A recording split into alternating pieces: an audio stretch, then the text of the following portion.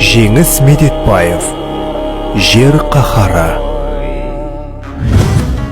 Қара жердің қабағы салқындаған, қадіріне жете алмас талпынбаған, шыныменен қаһарлы көрінеді, асыраса болғаны халқымдаман. Бүгінгі жердің беті қотыр-қотыр, жүйкесі тозған жандай жалпылдаған. Экологтар зар жылап ескерткенмен адамдар жүр, етегі салпылдаған. Жер қыртысын тілгілеп байлық іздеп, Менделеев секілді балпылдаған. Жер ананың бұл кейпі аянышты, кейуанадай алпысты алқымдаған.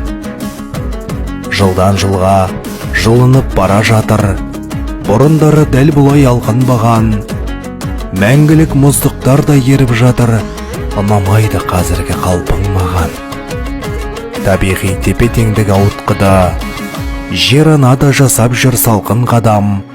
Түрлі-түрлі апаттар жиіледі, жердің даусы шығады шаңқылдаған.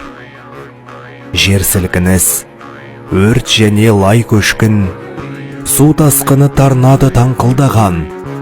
Баяғы жайдары жер қайда кеткен, тап-таза, періште де яңқылдаған.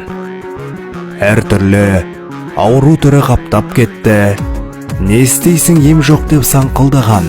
Кешегі тәж вирусың оған дәлел, одан қорқып адамзат қалшылдаған. Бұл жердің ашуына тие берсек, пендеге айналарымыз қалтылдаған. Қаһарына шын мінсе оңдырмайды, күніміз артта қалар алтындаған. Масқара боп жүрмейік ей адамдар, бақадай көлшігінде жалпылдаған. Адамзатқа ескерту айтып өттім, жер ана ортақ үй деп сампылдаған. Қара жердің қабағы салқындаған.